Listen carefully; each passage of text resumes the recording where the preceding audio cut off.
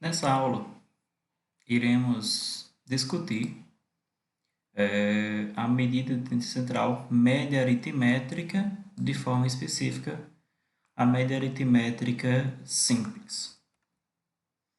Então, iremos trabalhar com a resolução de alguns problemas para entender como utilizar a média aritmétrica simples. Então, ele diz que Marina acompanha a previsão do tempo na cidade onde mora, né, e a tabela mostra as temperaturas mínimas previstas para a semana de 27 a 31 de agosto de 2018.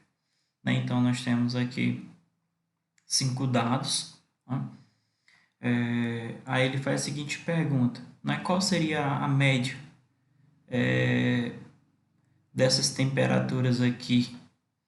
Então, precisamos encontrar um valor médio que seja representativo desses dados. Então, aqui não é um valor mediano, né? É um valor médio. Né? Qual é a temperatura média nesse período aqui? Então, para eu responder esse tipo de questão, eu tenho que calcular a média aritmétrica. Então, a média aritmétrica designada por x barra, né, vai ser a soma, né, de todos os meus dados, são poucos dados, e dividido por sua quantidade. Então, se eu tenho 5 dados, eu vou dividir por 5. Né? Então, fazendo as somas, então eu vou ter 65 dividido para 5, que é 13. Ou seja, a temperatura média nessa cidade de 27 a 31 de agosto foi de 13 graus Celsius. Ok? Aí o próximo problema diz: um aluno preparado para o exame vestibular fez 12 simulados no cursinho ao longo do ano. Em cada simulado, o número de questões era 80. Os valores seguintes correspondem às pontuações obtidas nesse exame. Então, qual é a média aritmétrica desses valores aqui? Né? Qual seria a nota média desse aluno? Então, algumas informações aqui que nós temos 12 dados que iremos utilizar para determinar a média aritmétrica desses dados. Então, precisamos calcular a média. Então, o x barra vai ser quem?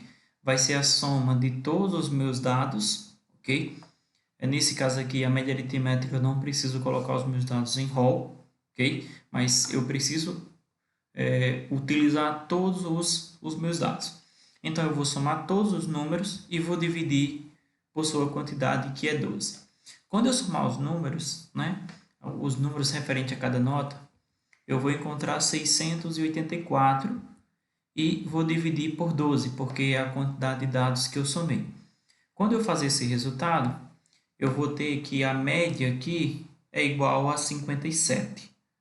Ou seja, em média, né, esse aluno ele obteve 57 pontos em cada exame. Né? Em alguns exames ele tirou um pouco mais de 57, em alguns tirou um pouco menos, mas a gente trabalha justamente com isso aí, que em média, né, ele vai fazer 57 pontos, ok? E o nosso próximo problema é um problema onde as informações estão apresentadas em gráfico, né? O gráfico abaixo representa a produção de uma fábrica de calça jeans no primeiro semestre, janeiro a junho de 2018. Qual é a média mensal do número de calças produzidas? Qual a diferença entre a maior e a menor quantidade de calças produzidas? Né?